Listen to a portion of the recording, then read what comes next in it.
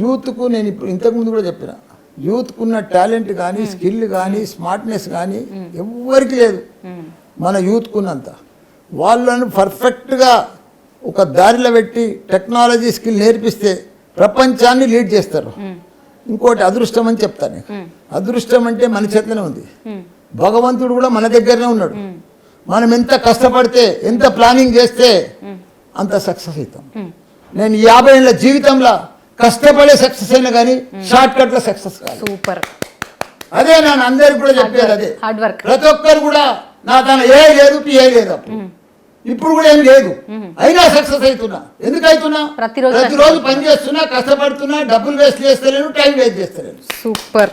Up and downs వచ్చినాయి, నాకు కూడా ప్రాబ్లమ్స్ వచ్చినాయి. ఇప్పుడు నా గవర్నమెంట్ పడిపోయింది, రేవంత్ రెడ్డి గవర్నమెంట్ వచ్చింది, కొన్ని చిన్న చిన్న ఇబ్బందులు అవుతాయి. అప్పుడున్న మూమెంట్ అంతా స్పీడ్ ఉంటుంది, అయినా తట్టుకొని నిలబడుతున్నాం కదా. ఎగ్జాక్ట్లీ.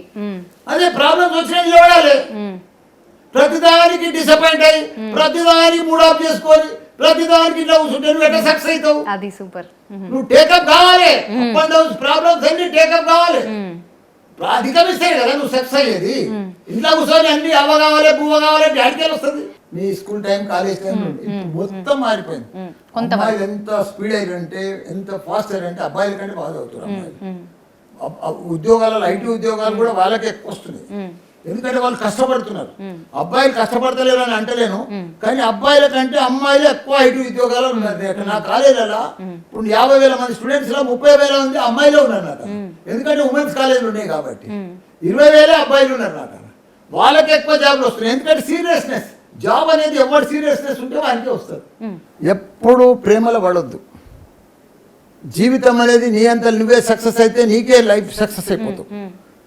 పెళ్లి అయ్యేది గ్యారంటీ మనతన కాదనే క్వశ్చన్ లేదు. ఇవాళ రేపు చేసుకుంటలేరు కూడా చాలా మంది. మనతన కూడా ఆ కాన్సెప్ట్ వచ్చేసింది. జపాన్ ఎట్లా చూస్తారు? ఏమి కాదు, అన్ని మంచిగానే జరుగుతాయి.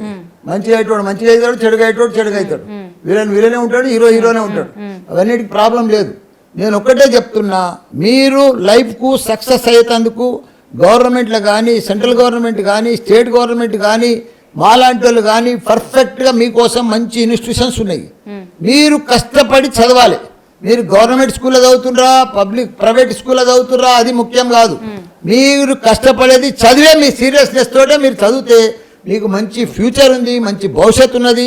నేను పదే చెప్తున్నా, లైఫ్ పార్ట్నర్ అనేది నీ సక్సెస్ తోటి గ్యారెంటీ కూడుకొని ఉన్నది.